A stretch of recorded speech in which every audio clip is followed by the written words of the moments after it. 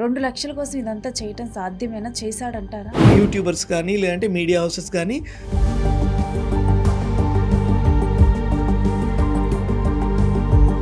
ఆమె మాట్లాడిన తర్వాతే జనాలందరూ కూడా ఎమోషనల్లీ కలెక్ట్ అయ్యారు ధర్మస్థల అంశానికి అనుకోవచ్చు. వాళ్ళకు కూడా ఇది అనుకోకుండా కలిసి వచ్చిన అంశం అనే చెప్పాలి. ఇప్పటికైనా నా కూతురు అస్థికలు దొరికితే చివరి కార్యక్రమం జరుపుతా అని చెప్పి ఆమె బయటకు వచ్చి మాట్లాడారు. నా కూతురు శవం ఏమైనా దొరికితే అస్థిపంజరాలు నాకు పంపించండి, నేను పోలీసుల నుంచి ఒక స్టేట్మెంట్ వచ్చేలా చేసుకోవటం, ఇలాంటి ప్రభావం మొత్తం అంతా కూడా ప్రీ ప్లాన్ స్క్రిప్ట్ లాగా అనిపిస్తుంది. మనం విన్నది మాత్రమే నమ్ముతున్నాము. ఐడియాలజికల్ డిఫరెన్సెస్ అండి. ఇప్పుడు మీరు చూస్తూ ఉంటారు,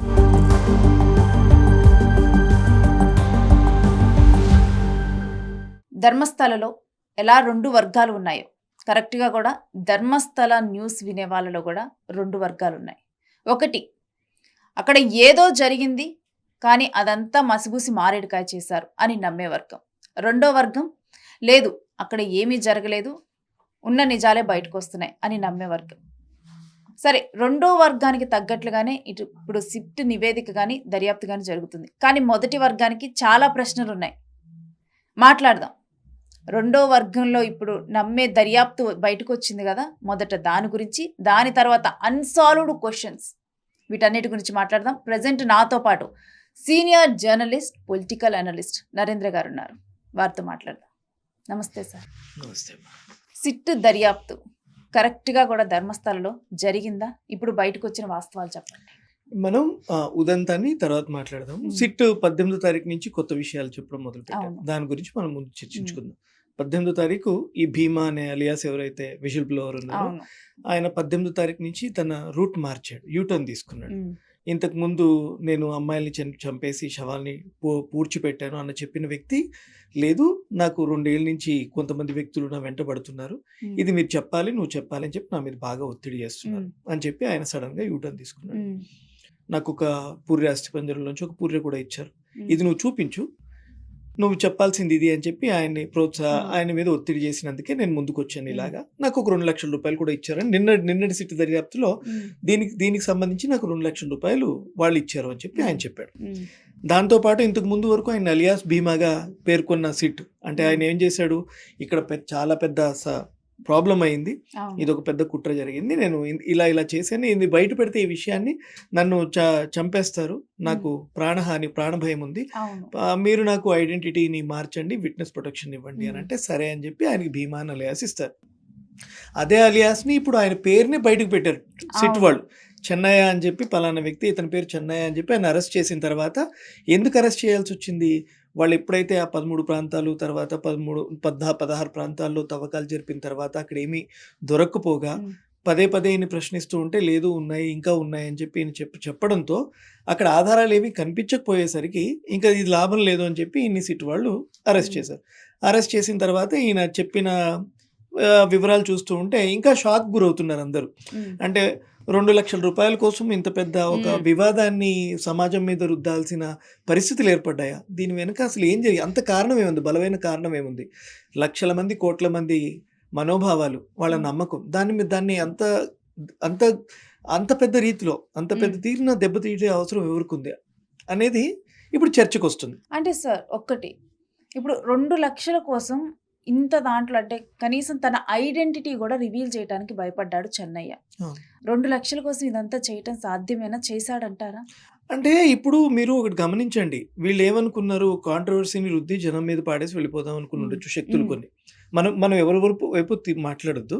నిన్న కూడా నేనేం చెప్తున్నానంటే మనం అక్కడ జరిగిన సంఘటనల్ని అక్కడ ఏం జరిగిన సంఘటనలను మనము పూర్తిగా ఇక్కడ విశదీకరించే ప్రయత్నం చేద్దాం. సో దాన్నే చెప్దాం, వీళ్ళు చేశారా లేదంటే వేరే వాళ్ళు చేయించారా అనేది కూడా మనం ఎవరి వైపు తీసుకోవద్దు, ఎవరి వైపు మనం స్టాండ్ తీసుకోవద్దు.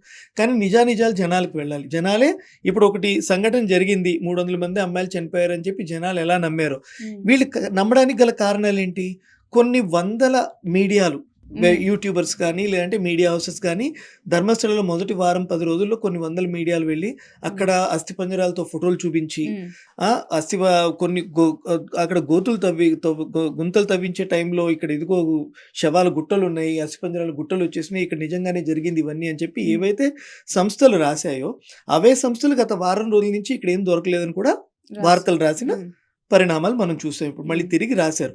ఇప్పుడు ఆ వార్తలు చూసి నమ్మిన జనము ఈ వార్తలు కూడా ఖచ్చితంగా నమ్మాల్సిందే. అవే సంస్థలు రాసింది. ఒత్తిడి మేర అయితే రాయరు కదా వాళ్ళు కూడా. కొన్ని వందల సంస్థలు పెద్ద ఇప్పుడు టైమ్స్ ఆఫ్ ఇండియా లాంటి ఆర్గనైజేషన్ అయి ఉండొచ్చు, న్యూస్ మినిట్ లాంటి ఆర్గనైజేషన్ అయి ఉండొచ్చు. మన తెలుగులోనే ఎన్నో ఛానల్స్ వెళ్ళి ఫస్ట్ అంటే అక్కడ వరకు వెళ్ళలేదు. నేషనల్ మీడియా అయ్యేటప్పటికి ప్రతి ఒక్కరు కూడా ఈ వార్తని అందరికీ చేయాలనే ప్రయత్నం చేశారు. తెలియజేయాలనే ప్రయత్నం చేసేటప్పటికి అందరికీ నిజమనే ఒక అపోహ కలిగిపోయింది. ఇప్పుడు సిట్ 18వ తారీఖు నుంచి చెప్తున్న వివరాలు కూడా దీనికి పూర్తి వ్యతిరేకంగా కనిపిస్తున్నాయి. భీమా అనే వ్యక్తి చెప్పిన వివరాలన్నీ అబద్ధమే. ఎందుకంటే 16 ప్రాంతాల్లో వాళ్ళు తవ్విన గోతుల్లో ఎక్కడా కూడా అస్థిపంజరాలు దొరకలేదు. ప్లస్ ఈమె అసలు ముఖ్యమైన ఇంకొక అంశం ఏంటి అంటే సుజాత భట్, అనన్య భట్ వాళ్ళ అమ్మగారు. ఆమె చెప్పాలంటే ఆమె మాట్లాడిన తర్వాతే జనాలందరూ కూడా ఎమోషనల్లీ కలెక్ట్ అయ్యారు. ధర్మస్థల అంశానికి అనుకోవచ్చు. ఇప్పటికైనా నా కూతురు అస్థికలు దొరికితే చివరి కార్యక్రమం జరుపుతా అని చెప్పి ఆమె బయటకు వచ్చి ఎగ్జాక్ట్లీ. అయితే ఈ వివాదంలో ఎవరైతే వెనుకుంటూ నడిపించారో భీమాని, చెన్నయ్యని, వాళ్ళకు కూడా ఇది అనుకోకుండా కలిసి వచ్చిన అంశం అనే చెప్పాలి. ఎవరిది? సుజాత భట్ గారిది. సుజాత భట్ గారు ఎమోషనల్గా ఆమె వయసులో చూశారు కదా, చాలా పెద్ద ఆమె నా కూతురు 20 ఏళ్ల క్రితం అక్కడ తప్పిపోయింది, నా కూతురు శవం ఏమైనా దొరికితే అస్థిపంజరాలు నాకు పంపించండి, నేను అంతిమ కార్యక్రమాలు చేసుకుంటాను అని చెప్పి ఆమె ఎమోషనల్గానే చెప్పింది సుజాత భట్ అని ఆమె. కాకపోతే నిన్ను కూడా విచారణలో అసలు సుజాత గారిది ఇంకా ఆశ్చర్యమైన రీప్లై వచ్చింది. ఆమె ఏం చెప్పారు సిట్ విచారణలో? నేను చిన్నప్పుడు మా ఆస్తుల్ని గుడికి రాసిచ్చారు, గుడి వాళ్ళు వచ్చి మా ఇంటిని తీసుకున్నారు, నేను ఆ బాధతో నేను ఈ విషయాన్ని చెప్పాల్సి వచ్చింది అని చెప్పి ఆమె కూడా యూటర్న్ తీసుకున్నది. అంటే ఇది వెనకన ఎవరైతే కుట్రదారులు ఉన్నారో ధర్మస్థలాన్ని ఇలాగా చేయాలి, ధర్మస్థల పేరు ప్రతిష్టల్ని మనము పాడు చేయాలని ఎవరైతే ఈ ప్రయత్నం చేశారో వాళ్ళందరికీ అనుకోకుండా కలిసి వచ్చిన అంశము సుజాత భట్. అంతే, నిన్నటితో అది కూడా తేలిపోయింది. ఆమె ఫోటోను కూడా ఫేక్ గా, కూతురు ఫోటోని ఫేక్ గా క్రియేట్ చేయటం అంటే ఆమె మొన్న చూసిన వార్తల్లో అసలు ఆమె కూతురు లేదు, ఆమె ఫ్రెండ్ కూతురు అని చెప్పి తెలిసింది. ఆమె కూడా ఆ పాప కూడా ఆ ఫ్రెండ్ కూతురు ఇంట్లోనే అనారోగ్య కారణంతో చనిపోయిందని కూడా తెలిసింది. బయటపడ్డ విచారాలు ఇవన్నీ. ఇంకోటి, ఇంత పెద్ద ఉదంతం జరిగినప్పుడు ఇలాంటి వార్తలు వచ్చినప్పుడు నార్కో టెస్టులు కూడా చేస్తారు ఎవరైనా సరే. ఈ విషయంలో ఏం జరిగింది? ధర్మస్థలం విషయంలో చెన్నయ్యని కానీ లేదంటే సుజాత గారిని కానీ సిట్ ప్రోబ్ చేసిందే, ఇనిషియల్గా విచారణ చేసిందే కానీ వాళ్ళ వైపు నార్కో టెస్టుల దాకా వెళ్ళలేదు. ఫస్ట్ కనీసం ఎప్పుడైతే ఒక వార్త ఈయన రాశాడో లెటర్, ఎవరు? చెన్నయ్య, నేను ఇలా పలానా పారిశుద్ధ కార్మికుడిని, నేను ఒక పెద్ద విషయాన్ని మీకు చెప్దాం అనుకుంటున్నాను, నా వల్ల చాలా పెద్ద తప్పు జరిగింది, నేను ఒక 300 మంది అమ్మాయిల్ని ఇక్కడ చంపేసి పూడ్చిపెట్టాను, దీని వెనకాల కొంతమంది ఉన్నారు, నాకు అక్కడి నుంచి ఒక ధర్మకర్త అవన్నీ చేయించాడు, వాళ్ళ ఆఫీస్ నుంచి పలానా వాళ్ళు ఇలా నాకు చెప్పేవాళ్ళు అని చెప్పి ఆయన రాసి, నాకు ప్రాణహాని ఉంటుంది, మీరు నాకు ప్రొటెక్షన్ ఇవ్వండి అని చెప్పి ఒక లెటర్ రాసినప్పుడు ఇనిషియల్గా ఎప్పుడైతే చెన్నైని వీళ్ళు పిలిచారో ఆ టైంలో అతను సరైన విచారణ చేసి ఉంటే పోలీసులు వాళ్ళు ఇంతవరకు వచ్చేది కాదు. ఇది ఎందుకంటే యావత్ దేశాన్ని కదిలించిన అంశం ఇది. దాదాపు 85 కోట్ల హిందువులు మనోభావాలు దెబ్బతిన్నాయి. చాలా మంది అదే హిందువుల్లో నమ్ముతున్న వాళ్ళు కూడా ఉన్నారు. ఇవాళకి నిజంగానే ఇది జరిగింది అని నమ్ముతున్న వాళ్ళే ఉన్నారు. వాళ్ళకి ఎందుకు ఆ కాన్షియస్ ఒప్పుకోవట్లేదు వాళ్ళకి. అంటే చూసిన సినిమాల ప్రభావం ఇప్పుడు కొన్ని సినిమాల్లో ఉంటాయి. అంటే వెనకాల మొత్తం కూడా ఉన్న వాళ్ళు తారుమారు చేయటము, అంటే కావలసిన వివరాలను, ఎవిడెన్స్ని తారుమారు చేసి ఆ తర్వాత వాళ్ళకి అనుకూలంగా కూడా పోలీసుల నుంచి ఒక స్టేట్మెంట్ వచ్చేలా చేసుకోవటం, ఇలాంటి ప్రభావం ఈ కేసులో ఎగ్జాక్ట్లీ. ఇది స్క్రిప్టెడ్ లాగే అనిపించట్లేదా మీకు? మొత్తం అంతా కూడా ప్రీ ప్లాన్ స్క్రిప్ట్ లాగా అనిపిస్తుంది. ఎలా? ఇప్పుడు చెన్నైని వీళ్ళు 2 ఏళ్ళుగా వేధించారు, ఒత్తిడి చేశారు, ఆయనతో చెప్పించగలిగారు. చెప్పించిన పరిణామ క్రమంలో కొంతమంది పేర్లు, సౌజన్య, అనన్య, ఇంకొక పేరు, ఏవేవో పేర్లు, ఒక 6-7 పేర్లు గట్టిగా వినిపించాయి. మీరు ఎక్కడైనా చూడండి సోషల్ మీడియాలో కానీ జనాలు మాట్లాడుకుంటున్న విషయాల్లో ఈ 4-5 పేర్లు చుట్టూనే తిరుగుతున్నాయి అన్ని. అవును, వాళ్ళు 300 అమ్మాయిల్లో ఇంకా 296 మంది అమ్మాయిలు లెక్కలేదా? రావాలి కదా. మిస్సింగ్ కేసులు అదే జరుగుంటే నిజంగా మిస్సింగ్ కేసుల్లో 300 కుటుంబాలు కనీసం ధర్మస్థల వైపు అడుగులు వేయాల్సిందిగా ఈ పాటికి. వాళ్ళ తల్లిదండ్రుల్లో, అత్తమామలో, అన్నదమ్ముల్లో, అక్క చెల్లెల్లో, బంధువులో ఎవరో ఒకళ్ళు జరిగింది, మా అమ్మాయి ఉందేమో ఇక్కడ, అక్కడ తవ్వకాలు జరుగుతున్నప్పుడు కూడా 300 మంది మిస్సింగ్ కేసులకు సంబంధించిన ఎవరు కూడా అక్కడికి వచ్చిన దాఖలా లేవే. మా అమ్మాయి ఇక్కడ ఉందేమో, మా అమ్మాయి శవం ఇక్కడ ఉందేమో, మా అమ్మాయి అన్యాయంగా ఇక్కడ బలైపోయిందేమో అని వచ్చి వార్తలు వినిపించిన తల్లిదండ్రులు కానీ బంధువులు కానీ ఎక్కడ కనిపించలేదు. అవును. సో ఇది కూడా మనం కన్సిడర్ చేయాల్సిన మ్యాటరే. అసలు జనాల్లో ఈ భీతి కలగడానికి కారణం ఏంటి? వాళ్ళ ఫోన్లో ఏ వార్త ఓపెన్ చేసినా ధర్మస్థలు కనిపిస్తుంది, ఏ వార్త చూసినా అక్కడ శవాల గుట్టలు కనిపిస్తాయి. అంటే దాదాపు ఒక 100 సంస్థలు ఇలాంటి పరిణామం ఒకటి జరిగింది. ఇలాంటి ఒక సంఘటన జరిగింది ధర్మస్థలంలో అనేటప్పటికి జనాలందరూ కూడా నిజమనే నా భ్రమకు వెళ్ళిపోతారు. ఇప్పుడు నాకు ఫస్ట్ తెలిసినప్పుడు కూడా నాకు తెలిసిన ఒక శ్రేయోభిలాషి ఫోన్ చేశారు. నేను కర్ణాటక వాడిని. నాకు ఫోన్ చేసి ఇలాగ ఒకసారి ఇలా పలానా ధర్మ సంస్థ మీద, ఆయన యొక్క ధర్మకర్త మీద అభియోగాలు వస్తున్నాయి, నువ్వు వింటున్నావు అంటే, నేను అప్పటికి ఒక 2 సార్లేమో వార్తలు చూశాను. అది ఓన్లీ యూట్యూబ్‌లో జస్ట్ ఏదో వాళ్ళు జరిగింది కాన్స్పిరసీ అనే ఒక వార్త చేస్తున్నారు కాబట్టి పూర్తి స్థాయిలో ఎక్కడ వినిపించట్లేదు. ఇదేదో ఉంటుందేమో తర్వాత చూద్దాంలేమో మనం కూడా ఇగ్నోర్ చేసాం. వీరు ఎప్పుడైతే ఫోన్ చేశారో నేను తెలుసున్న వాళ్ళకి వేరే సీనియర్ జర్నలిస్ట్‌కి ఫోన్ చేశాను. ఆయన ఏమంటాడు, విక్కీ ఇది జరిగింది అని అన్నట్టే పరిస్థితులు కనిపిస్తున్నాయి. ఇక్కడంతా కూడా ఆయన 13 ప్రాంతాల్లో ఇలాంటి ప్లేసులు అప్పటికి ఇంకా తవ్వకాలు స్టార్ట్ అవ్వలేదు. ఇలాంటి ప్లేసెస్ ఐడెంటిఫై చేశాడు. నేను ఇక్కడ పూడ్చిపెట్టానని చెప్తున్నాడు. ఇదేదో చూస్తూ ఉంటే నిజమే అనిపిస్తుంది అని ఆయన అంటాడు. తీరా నాకు ఎవరైతే చెప్పారో వాళ్ళకి మళ్ళీ ఫోన్ చేస్తే 300 కాదు, సంవత్సరానికి 300 మంది వరకు బలయ్యారంట. వాళ్ళందరినీ కూడా మానభంగాలు చేసి కప్పిపెట్టారంటే ఇదేదో క్షుద్ర పూజల లెక్కన కనిపిస్తుంది అన్నట్టు వాళ్ళు అంటారు. ఇప్పుడు ఫస్ట్ టైం మనం ఏదైనా విన్నామంటే అది నిజమేమో అని ఫస్ట్ మన హ్యూమన్ ఇది బిలీఫ్స్ ఎలా ఉంటాయి, ఫస్ట్ ఏది వింటామో దాన్ని ఫస్ట్ పరిగణిస్తాము. తర్వాత దానికి సంబంధించిన పూర్వపరాలని చాలా మంది బేరీజ్ వేసుకొని వదిలేస్తారు. వాళ్ళకి నమ్మడానికి ఇష్టం ఉండదు. అదిగాక ఇప్పుడు కర్ణాటకలో ఇప్పుడు ఒక రకంగా దీని మీద నమ్మకం ఉంటే, మన తెలుగు స్టేట్స్ లో ఒక రకంగా ఉంటుంది. ఎందుకంటే అక్కడ ఎగ్జాక్ట్ గా ఏం జరిగింది అన్నది మనం చూడలేం, మనం విన్నది మాత్రమే నమ్ముతున్నాము. ఐడియాలజికల్ డిఫరెన్సెస్ అండి. ఇప్పుడు మీరు చూస్తే ఉంటారు, హిందుత్వం అయి ఉండొచ్చు, ఇస్లాం అయి ఉండొచ్చు, క్రిస్టియానిటీ అయి ఉండొచ్చు, రకరకాల వర్గాలు మన సమాజాన్ని విడదీస్తూ ఉన్నాయి. ఒక ధర్మం మీద ఇంకొక ధర్మం పరోక్షంగా ప్రత్యక్షంగా దాడి చేస్తున్న పరిస్థితులు మనం చూస్తున్నాం. అలాగా సుపీరియారిటీ కోసం ఒక ధర్మం మీద ఇంకో ధర్మం సుపీరియారిటీ చూపించుకోవాలనే క్రమంలో వీళ్ళు మానసికంగా కూడా కన్ఫైన్ అయిపోయి ఉన్నారు. ఇప్పుడు మీరు ఎవరిని మనం మార్చే ప్రయత్నం చేయలేం. వాళ్ళ అభిప్రాయాలు కానీ ఆలోచనలు కానీ మార్చే ప్రయత్నం చేయలేం. ఇది జరిగింది అని నమ్మిన వాడు అదే సంస్థ ఇది జరగలేదని చెప్పినప్పుడు ఇతను నమ్మి తీరాలి. ఇది జరగట్లేదు, ఇది నమ్మట్లేదు. వాళ్ళేమనుకుంటారు, దీనికి ఒక కారణం ఉంది. చెన్నై వచ్చాడు, కంప్లైంట్ ఇచ్చాడు, వారం 10 రోజులు జాప్యం జరిగింది. వీళ్ళేమంటారు, ఆ జాప్యం జరిగిన చోట ఈ ఆధారాలన్నీ పూర్తిగా తీసివేయడానికి, అక్కడి నుంచి నిర్మూలించడానికి, ఆధారాలు లేకుండా చేయడానికి వీళ్ళు కావాల్సుకునే జాప్యం చేస్తున్నారు, దీని వెనక అందరూ ఉన్నారని చెప్పి ఇలాంటిది ఒక అభిప్రాయం బయటకు వచ్చింది. ఇప్పుడు అది నిజంగానే జరుగుంటే, అలాంటి ఆధారాలు ఏమైనా ఉంటే ఇంతకు ముందే తవ్వి అక్కడ ఉన్న శవాలన్నీ పక్కన వేయాలి, దాచిపెట్టాలి, లేదంటే ఇంకో చోటికి అవి లేకుండా చేయాలనే ప్రయత్నం కనుక జరుగుంటే, వీళ్ళు వెళ్ళి ఇప్పుడు జేసీబీలతో తవ్విస్తున్నప్పుడు అవన్నీ కనిపిస్తాయి కదా. ఇంతకు ముందు ఇక్కడ ఎవరో కొత్తగా మనం గొంతు తవ్వితే అది 3-4 రోజులు కనిపిస్తుంది, వారం రోజులు స్టేట్మెంట్ కూడా ఇస్తారు కదా, విలేజెస్ కూడా కనిపించి అక్కడ ఏదో జరుగుతుంది, ఇక్కడ ఎవరో వచ్చి ఏదో చేస్తున్నారు అనేది కంటి ముందు కనిపించేవి అవన్నీ. సో అది జరగలేదు. చెన్నై చెప్పిన మాట అబద్ధం. అతని తర్వాత చెప్పిన వివరం ఏంటంటే తన వెనకాల ఎవరో నేర్పిస్తున్నారన్నమాట. ఒప్పుకున్నాడు. సుజాత భట్ గారి మాట అబద్ధం. ఇవి రెండే మేజర్గా ఇంత పెద్ద ఉత్పాతాన్ని సృష్టించిన వివరాలు రెండే. అంటే స్టేట్మెంట్స్ మాత్రం ఇవి రెండే.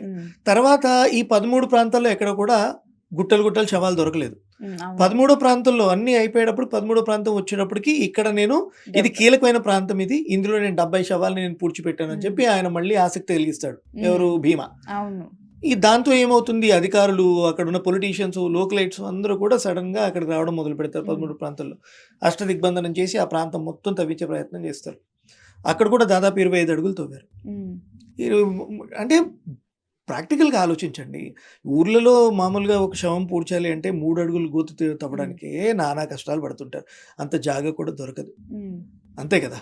300 శవాల్ని అతను పూడుస్తున్నాడు అన్నప్పుడు ఆ 10 ఏళ్ల క్రితము కనీసం ఆనవాళ్ళు బయటికి రాకుండా ఉండే అవకాశం అయితే ఉండదు. పోలీస్ స్టేషన్లో మిస్సింగ్ కేసులు నమోదు కావా? అంత పెద్ద పుణ్యక్షేత్రంలో 10 ఏళ్లలో 300 కేసులు మిస్ అయ్యాయి, 300 మంది అమ్మాయిలు మిస్ అయ్యారంటే అవి ఉంటే ఆ రికార్డ్స్ లేకుండా ఉండవు. సో పోలీసులు కూడా ఏమనుకున్నారు, ఇది కుట్ర ఉంది, దీని గురించి ముందు మనం ఛేదిద్దాం, బయటికి వెళ్లకుండా జాగ్రత్త పడదాం అనే క్రమంలో ఏమైంది, లీక్ అయిపోయింది. అది లీక్ అయ్యేటప్పటికి ఇంకా చెప్పాను కదా మీకు ఇందాక, ఒక ధర్మం మీద ఇంకొకరు సుపీరియర్ అవ్వాలి అనుకుంటారు. ఎప్పుడు మనం హిందూ ధర్మం ఎప్పుడు అఫెన్స్లోనే ఉంటుంది. ఎప్పుడు వీళ్ళకి ఏంటంటే మనం తొందరగా వేరే వాళ్ళని ఒక మాట అనలేము, ఒకళ్ళని మనం దెప్పి పొడవలేము. మీరు తప్పు చేస్తున్నారని కూడా ఎవరు ఇప్పుడు చెప్పరు మన ధర్మంలో ఉన్నవాళ్ళు. It is an offending. ఈ సిస్టమ్, ఈ మెకానిజం అంత హిందూ ధర్మంలో మెకానిజం ఏంటంటే, మీరు చెడ్డవాళ్ళు అంటే సరే మేము చెడ్డవాళ్ళని అనుకుని వెళ్ళిపోతాం, మీరు తప్పు చేశారు అంటే మేము తప్పు చేశారు అనుకుని వెళ్ళిపోతుంటారు. లేదు మీరు హత్య చేశారు అంటే సరే నువ్వు అనుకుంటే అనుకో. ఇలాగా వీళ్ళకి ఏంటంటే ఎంతసేపు అప్రూవల్ ఇది ఉంది, అయితే నరేంద్ర గారు, మీరు సీనియర్ జర్నలిస్ట్‌గా చాలా కేసెస్‌ని, ఇలాంటి కేసెస్‌ని చూసారు, రిపోర్ట్ చేశారు. ఆ! ఇలాంటి వాటి మీద ఆర్టికల్స్ కూడా ఆ! రాసారు. ఎప్పుడైనా గాని ఇంత పెద్ద కేస్ గాని మీకెప్పుడైనా తారసపడిందా? అలానే అటువంటి కేసెస్‌లో అన్సాల్వ్డ్ మిస్టరీస్ గాని, ఇంకొకటేంటంటే ఈ కేసు వినంగానే అసలు మీ మనసులో ఏమనిపించింది? అంటే ఇది సాధ్యం, అసాధ్యం అని చెప్పి ఏమన్నా అనిపించిందా? ఫస్ట్ అదే వారు ఫోను చేసి ఇది జరిగిందన్నప్పుడు నేను ఎప్పుడైతే ఫస్ట్ ఫోన్ కాల్ చేశానో కర్ణాటకకి ఇది జరిగింది అని ఆయన ఎప్పుడైతే ఒక సీనియర్ జర్నలిస్ట్ చెప్పారో నేను కూడా ఇమ్మీడియేట్‌గా నమ్మేసాను. హ్మ్. వాళ్ళక్కడ అక్కడ ఉండేవాళ్ళు కాబట్టి ఆ లోకల్‌గా హ్మ్. ఉండేవాళ్ళు. ఆయన చెప్తే నిజంగానే ఇది జరిగిందా? ఇది చాలా పెద్ద తప్పది. హ్మ్. వాస్తవానికి అవును. మనందరూ ఫైట్ చేయాల్సిందే, న్యాయం చేయాల్సిందే. అప్పుడేం చేసాం ఇది తెలుసుకున్న తర్వాత ఇంకా కీన్ ఇంట్రెస్ట్ పెరిగింది. ధర్మస్థలం హ్మ్. వెళ్ళాను. అక్కడికి వెళ్లి ఆ ప్రాంతంలో తిరిగాను. అక్కడున్న పోలీసులతో మాట్లాడాను. ఆ ప్రాంతాలకు వెళ్ళాం. గుంతలు తవ్వేటప్పుడు కూడా మనం ఉన్నాం. ఓకే. మీరు ఆ ఆ ప్రాంతానికి పరిస్థితిలో ఉన్నాం. వెళ్లారు. అక్కడికి వెళ్ళాం. 3 రోజులు ఉన్నాం. అక్కడ కళ్ళారా చూసిన తర్వాతనే అక్కడ ఏం జరగలేదనేది మనం హ్మ్. అక్కడికి వెళ్లి చూస్తే గాని, ఒకళ్ళు వెళ్లి పరిశీలించి తనని తాను ఇప్పుడు నమ్మించుకోవాలి. ఇప్పుడు మనమేంటి ఇది ఒక్క ధర్మస్థలం వివాదం కాదు. దాదాపు 5,00,00,000 కన్నడిగుల హ్మ్. అవును. సెంటిమెంట్, నమ్మకం. వాళ్ళు చాలామంది ఇప్పటికి కూడా వాళ్ళలో ఇందాక మనం అనుకున్నట్టే వాళ్ళు కూడా నమ్మడం లేదు. హ్మ్. ఇదేదో వెనక కుట్ర ఉంది. హ్మ్. పెద్దలందరూ దిగొచ్చారు. హిందూ ధర్మాన్ని కాపాడడానికి హిందువులు వేరే మతాల్లోకి వెళ్ళిపోతారేమో ఇవన్నీ నిజాలు హ్మ్. బయటపెడితే అనే అంటే ఇది చెప్పాను కదా నేను మీకు. అవును. చాలా ఎమోషనల్ ఇది ఉంటారు హ్మ్. మనోళ్ళు. చాలా సెంటిమెంటల్ ఫూల్స్ హ్మ్. ఉంటారు. వాళ్ళకేంటంటే చిన్నగా ఏమైనా ప్రాబ్లమ్ అయింది, వాళ్ళకి నమ్మకం కోల్పోయారంటే ఇమ్మీడియేట్‌గా వేరే దారికి వెళ్ళిపోతారు. హ్మ్. ఇలాంటివి జరగకుండా వాళ్ళు వేరే మతాలకు వెళ్ళకుండా ఆపే ఒక ప్రయత్నం చేస్తున్నారు. అందరూ పెద్దలందరూ కలిసి అయినా కూడా హ్మ్. ఇలాంటి ప్రచారాలు కూడా హ్మ్. చేశారు. నేను వెళ్లి చూసేటప్పటికి అక్కడ దొరికింది 4 శవాలండి. హ్మ్. ఒక ప్రాంతంలో 6 ఎముకలున్నాయి. 6, 7 ఎముకలుంటే ఒక మానవ శరీరంలో 106 ఎముకలుంటాయి. హ్మ్. బేసిక్. మన అవును. శరీరంలోనే 106 ఎముకలుంటాయి. హ్మ్. అక్కడ 6 ఎముకలు కనిపించినాయి. సరే దాని డీఎన్ఏ టెస్ట్ చేశారు. అది మగోడిదని తేలింది. హ్మ్. ఇంకో చోట 2 శవాలు దొరికినాయి. హ్మ్. ఒకటి హ్మ్. వాటిలో డీఎన్ఏ టెస్ట్ చేస్తే హ్మ్. ఒకటి మగోడిది అని తేలింది. ఈ పర్టిక్యులర్‌గా ఒక ప్రాంతంలో ఏమైంది, ఒక హ్మ్. ఒక అస్థిపంజరం దొరికేటప్పటికి ఇది అనన్య భట్‌ది హ్మ్. అని చెప్పి దాన్ని హ్మ్. గట్టిగా జొప్పించే ప్రయత్నం చేశారు. ఆ క్రమంలో ఆ రోజంతా పూర్తిగా చాలా హ్మ్. ట్రోల్ అయింది. ఇది అనన్య భట్‌ది అని చెప్పి హ్మ్. తీరా ఎంక్వైరీ చేసేటప్పటికి అది కూడా మగవాడి అస్థిపంజరం అని హ్మ్. చెప్పి తేలింది. హ్మ్. సో, పొద్దున్నే ఏదైతే వీళ్ళు దావానలలాగా సృష్టించాలని ప్రయత్నం చేశారో సాయంత్రానికి అది అబద్ధం అని నిరూపితం హ్మ్. అవ్వడం మొదలైపోయింది. హ్మ్. 18 ఆగస్టు 18 తారీఖు ఎప్పుడైతే చెన్నయ్య నన్ను వెనక నుంచి నడిపిస్తున్నారని చెప్పాడో ఈ మొత్తం ఈ ఉదంతానికి ఫుల్ స్టాప్ వచ్చేసినట్టే అప్పుడే హ్మ్. హ్మ్. వాస్తవానికి. ఇప్పుడు ఎవరికైనా నమ్మకం కలగాలంటే ఆళ్ళు ధర్మస్థలంకెళ్ళి చూడడం తప్ప, హ్మ్. లేదంటే ఏ వార్తను చూసి అది నిజమని నమ్ముకున్నారో అదే సంస్థ మళ్ళీ తిరిగి ఇది జరగలేదని చెప్పి ఆ వార్తను చదివితే తప్ప వీళ్ళలో మార్పయితే రాదండి. హ్మ్. అండ్ ఇప్పుడు కుట్రల గురించి మాట్లాడదాం. కరెక్ట్‌గా గూడా ధర్మస్థలలో 2 కుట్రల గురించి బయటకొస్తూ ఉంది. మొదటి కుట్ర ఏంటంటే, ఇప్పుడు సౌజన్య ఉద్యమం దగ్గర నుంచి వద్దాము. సౌజన్య ఉద్యమంలో మహేష్ తిమ్మరోడి హ్మ్. అత అతను యాక్టివ్‌గా పాల్గొన్నారు. అతనితో పాటు కొన్ని హిందూ సంస్థలు కూడా యాక్టివ్‌గా పాల్గొన్నాయి. అవును. అండ్ ఇదొకటి హిందూ సంస్థలు. ఇంకొకటేంటంటే, ఇప్పుడు ధర్మస్థల టెంపుల్ ట్రస్టీ జైనులు. అవును. సో, అక్కడ హిందువులకి, జైనులకి మధ్య ధర్మస్థల ఒక రిచెస్ట్ టెంపుల్ కాబట్టి one of the richest temple in India. దీనికోసం ఆధిపత్యం కోసం ఇప్పుడు కుట్ర చేసి ఇదంతా గూడా చేస్తున్నారు. ఇదొక కుట్ర. దీని మీద మీ అభిప్రాయం ఏంటి? ఈ 2 కుట్లు ఫస్ట్ మహేష్ ఫస్ట్ ఈ తిమ్మరోడిది కుట్ర. మనం ఆ! మాట్లాడదాము. మనం ఇప్పుడు మీరు హిందువుల్ని చూడండి. హిందువుల్లో కూడా వర్గాలుంటాయి. హ్మ్. కులాధారితం ఉండవు. హ్మ్. వర్గాలు.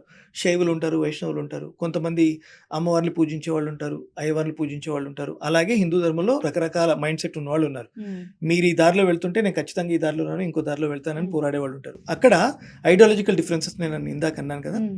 రిలీజియస్ డిఫరెన్సెస్ వేరు, ఐడియాలజికల్ డిఫరెన్సెస్ వేరు. ఇందాక మనం మాట్లాడుకున్నది యాక్చువల్‌గా రిలీజియస్ డిఫరెన్సెస్. హ్మ్. ఈ ఐడియాలజికల్ డిఫరెన్సెస్‌లో ఏంటంటే హిందూ ధర్మంలోనే మీరు చూడండి ఎన్ని సంస్థలు లేవు. హిందుత్వం కోసం మేము పోరాడుతున్నామని. అవును. విశ్వ హిందూ పరిషత్తు, ఆర్ఎస్ఎస్ ఇలాంటి పెద్ద వాటిని హ్మ్. వదిలేసేయండి. చిన్న చిన్న సంస్థలు పుట్టగొడుగుల్లో ఉంటాయి. హ్మ్. మఠాలు, పీఠాలు అవి ఇవి. అవును. ఇవన్నీ కూడా చాలా వరకు నిజాయితీగా ధర్మం కోసం పనిచేసేవి కొద్దో గొప్పో ఉంటాయేమో. చాలా వరకు సంస్థలన్నీ కూడా కమర్షియల్ యాస్పెక్ట్‌లో ఉంటాయి. హ్మ్. వాళ్ళేంటంటే పెద్ద పెద్ద ఆహ్, హ్మ్. ప్రోగ్రాములు చేయడము, యజ్ఞ హ్మ్. యాగాదులు చేయడము, దానికి స్పాన్సర్స్ వస్తారని చెప్పి ఇలా చేయడము. హ్మ్. ఇలా ఈ వెళ్తున్న క్రమంలో ఏమవుతాయంటే ఈ హిందువుల వర్గాల్లో కూడా రిలీజియస్ వర్గాల్లో కూడా గ్రూపులుగా విడిపోతుంటారు. హ్మ్. ఇప్పుడు మహేష్ తిమ్మరోడి కూడా సౌజన్య విషయంలో ఎందుకు ముందుకొచ్చాడు? హ్మ్. ఆయనతో పాటు వేరే హిందూ సంస్థలు ఎందుకు నిలబడ్డాయి? మీరు గమనిస్తే ఇది చేయాలి. ఎందుకంటే వాస్తవానికి ఆళ్ళు కూడా ఆ టైంలో నిలబడింది కరెక్టే. హ్మ్. ఎందుకు?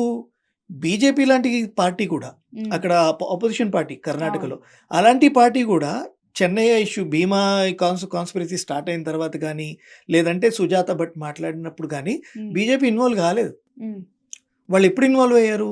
అన్ని గుంతలు తవ్విన తర్వాత అన్ని ప్రాంతాల్లో ఐడెంటిఫై చేసిన తర్వాత అక్కడ ఏమీ ఆధారాలు దొరకలేని తర్వాతే వాళ్ళు ముందుకొచ్చారు. ఉమ్, దీని గురించి మీరు ఫుల్ స్టాప్ పెట్టాలి. ఇంక ఈ నాటకాన్ని మీరు ఫుల్ స్టాప్ పెట్టకపోతే హిందువులందరూ కూడా మనస్తాపానికి గురవుతారు. ఇప్పటికే చాలా డ్యామేజ్ అయింది అని ఉమ్, చెప్పారు. వాళ్ళు కూడా ఇమ్మీడియట్గా ఇది జరగలేదని చెప్పి వచ్చి అక్కడ పోరాటం చేయలేదు. ఉమ్, నమ్మారు. నేను చెప్తున్నా కదా, 100 సంస్థలు ఇది నిజమని చెప్పేటప్పటికి 101 వ్యక్తి అది ఖచ్చితంగా నిజమని అనుకుంటాడు. ఉమ్, అలాంటి ఒక ప్రయత్నం జరిగినప్పుడు వీళ్ళు కూడా సెన్సిటివ్గా ఆలోచించి జాగ్రత్త పడ్డారు. ఉమ్, అలాగే ఇప్పుడు మహేష్ తిమ్రోడి అనేవాళ్ళు లేదంటే వేరే హిందూ సంస్థలు కూడా అక్కడ నిజంగానే జరిగిందేమో ఉదంతం, మా ఆడవాళ్ళు నిజంగానే చనిపోయారేమో, ధర్మస్థలం లాంటి ప్రాంతంలో మానభంగాలు చేసి చంపేస్తే అది చిన్న విషయం కాదు. అది ఉమ్, నిజంగానే హిందువులందరూ కూడా అక్కడి నుంచి వాళ్ళ వాళ్ళ మైండ్ డైవర్ట్ అయిపోతుంది. అవును.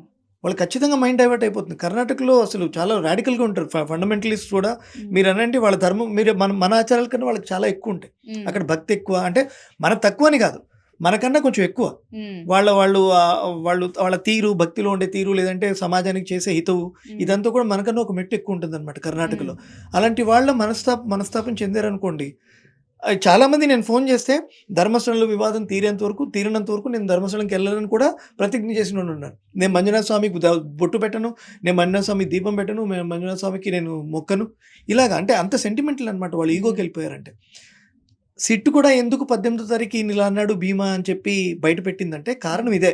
ఉమ్, అక్కడ వాళ్ళు రిలీజియస్గా ఉమ్, డిఫరెన్సెస్ రాకూడదు, వాళ్ళ మనస్తాపం నుంచి వేరే నిర్ణయాలు తీసుకోకూడదు, ధర్మస్థలంలో యాక్టివిటీస్కి ఎలాంటి ఎఫెక్ట్ రాకూడదు, అక్కడ జరుగుతున్న కార్యక్రమాలకు కానీ వ్యాపారానికి కానీ ఎలాంటి ఇబ్బంది జరగకూడదు. ఎందుకంటే అక్కడ నెలకొని స్థిరపడి ఉన్న కొన్ని వేల కుటుంబాలు, లక్షల జనాభా, ఉమ్, వాళ్ళందరూ కూడా ఎఫెక్ట్ అవుతారు. ఇది ఇవాళ కాకపోతే భవిష్యత్తులో ఈ తాకిడిని తగ్గించే ప్రయత్నం చేస్తుంది ఇలాంటివన్నీ జరిగినప్పుడు.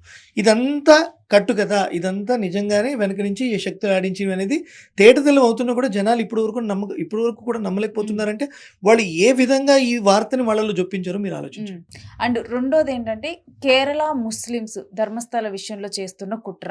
అది మనం అంతవరకు వెళ్ళే అవసరం లేదు. అంటే దీనికి ఏ ఆధారాలు లేవని కూడా అది చాలా తప్పండి, మంది అది చాలా జర్నలిస్టులు తప్పు కూడా అవుతుంది. చెప్తున్నారు. ఎందుకంటే ఇప్పుడు నేను చెప్పాను కదా, రిలీజియస్ సూపర్మసీ ఉండొచ్చు, ఉమ్, మరి ధర్మస్థలం మీద వాళ్ళు ఉమ్, ముస్లిమ్స్, కేరళ ముస్లిమ్స్ కుట్ర పన్నుతున్నారనేది ఉమ్, ఎప్పుడో 25 రోజుల తర్వాత వచ్చిన వార్త. ఉమ్, అది కూడా ఎందుకు అంటే కేరళలో అసెంబ్లీలో దీని గురించి చర్చించండి అని చెప్పి వాళ్ళు ఒక లెటర్లు రాశారు. ఉమ్, ఇక్కడ నుంచి కర్ణాటక నుంచి కొన్ని పార్టీలు రాసాయి, కేరళలో ముస్లిం సంఘాలు కూడా రాసున్నాయి. ఉమ్, దానివల్ల ఏమైందంటే ఇదంతా ముస్లిం సూపర్మసీ కోసం జరుగుతుంది అని అంటారు. ఉమ్, ఇంకొక విషయం ఏంటి అంటే, ఇప్పుడు మీరు ఇందాక పేర్కొన్న రెండో అతిపెద్ద ఆ, ఆ, ఇదేంటంటే ఇంపార్టెంట్ ఫ్యాక్టర్, ఉమ్, జైనులు శైవులు కలిపి నడిపిస్తున్నారు ఆ ఉమ్, మఠాన్ని అని చెప్పి. ఉమ్, వాస్తవానికి జైనులది ఆ సంస్థలో వాళ్ళ భాగస్వాములే, ఉమ్, కానీ వాళ్ళు ఎప్పుడు కూడా ఇది మాది, లేదంటే మా పెత్తనం నడవాలి, మేము చెప్పినట్టు ఇక్కడ జరగాలి అని వాళ్ళు ఎప్పుడు అనలేదు. పోలేదు, వాళ్ళ పెత్తనం ఉమ్. చేయలేదు. అంటే లేదు, యాక్చువల్లీ ఏంటంటే ఇప్పుడు జనాలు కూడా చాలా థీరీస్ బయటకు వస్తున్నాయి. ఆ. ఏది నమ్మాలి, ఏది నమ్మకూడదు, వీళ్ళకున్న అభిప్రాయం కరెక్టా, ఎందుకంటే ఒక్కొక్కరు ఒక్కొక్క వీడియో చేస్తారు, వాళ్ళ అభిప్రాయాన్ని ఇంపోజ్ చేసేస్తున్నారు వీళ్ళకి. ఇదంతా ఏంటంటే లాట్ ఆఫ్ ఇన్ఫర్మేషన్ లో అసలు ధర్మస్థలలో ఏంటి నిజం ఏది అనేది నిజం కూడా అనేది తెలుసుకోలేకపోతున్నారు. నిజం. అందుకనే ఒక జర్నలిస్ట్ గా మీరు మీ ఎక్స్పీరియన్స్ తో క్లియర్ గా కూడా ఇలాంటి అంశాల్లో ఏది నిజమయ్యే ఛాన్సెస్ ఉండేదనేది గత కేసులను బట్టి మీరు క్లియర్ గా కూడా అనలైజ్ చేయగలరు. అందుకే ఈ పాడ్కాస్ట్ ఉద్దేశం కూడా. నేను ఇప్పుడు ఒక మాట చెప్పిన మేడం మీకు, ఉమ్, మనం ఇప్పుడు ఈ పాడ్కాస్ట్ చేశాం కదా, నేను ధర్మస్థలకు వెళ్ళొచ్చినుండే కదా, అవును. 3 రోజులు ఉన్నాను, చూశాను, నిజాలే మనం మాట్లాడుకుంటున్నామా. ఉమ్, మనం కూడా ఇప్పుడు వాళ్ళు తప్పిదాలు చేశారు, ధర్మం మీద వాళ్ళు ఉమ్, కుట్ర పన్ని ధర్మాన్ని నాశనం చేయడానికి ఎన్ని ప్రయత్నాలు చేస్తున్నారని కూడా మనం ప్రత్యక్షంగా ఉమ్, డైరెక్ట్ స్టేట్మెంట్ ఇవ్వలేదు ఇప్పుడు వరకు. వాళ్ళు ఏం చేశారు, చెన్నై ఏమన్నాడు, సుజాత గారు ఏమన్నారు, అక్కడ ధర్మస్థలంలో ఉన్న పరిస్థితులు ఏంటి, దీని గురించి మాత్రం మనం మాట్లాడుతున్నాం. అవి వాస్తవానికి ఎంత దగ్గరగా అవునా? ఉన్నాయి. 16 గుంతలు తవ్వేటప్పటికి 10 శవాలు కూడా దొరకనప్పుడు ఉమ్. ఇది నిజమా అబద్ధం అనేది జనాల మీద వదిలేశారు. Yes, వాళ్ళకున్న డౌట్స్ కూడా నేను 1 by 1 Please. రాసుకొని వచ్చాను. Please. సో అవి వెళ్దాము. ఇప్పుడు సౌజన్య చనిపోయింది. తను చనిపోయిన తర్వాత పెద్ద ఎత్తున కూడా ఉద్యమం జరిగింది. అయితే సౌజన్య చనిపోక ముందల 40 ఏళ్ల కిందట పద్మలత అనే అమ్మాయి కాళ్ళు చేతులు కట్టేసి ఆ అమ్మాయి శవం నీళ్ళల్లో దొరికింది. ఆ తరువాత కూడా శవాలు ఇట్లా పూడ్చిపెట్టడము, అంటే శవాలు ఏంటంటే దొరుకుతూనే ఉన్నాయి శవాలు. కాకపోతే సౌజన్య ఉద్యమం ఎప్పుడైతే వచ్చిందో ఆ తర్వాత శవాలు దొరకటం అనేది తగ్గింది అని చెప్పి కూడా ఒక మనము స్టేట్మెంట్ ఉంది. హ్మ్. అప్పుడు జనాల్లో భయం ఉంది. అంటే అంతకు ముందర దొరికింది, ఇప్పుడు ఎందుకు దొరకట్లేదు అంటే నిజంగా జరిగింది అని చెప్పి అని అంటున్నారు. అంటారు.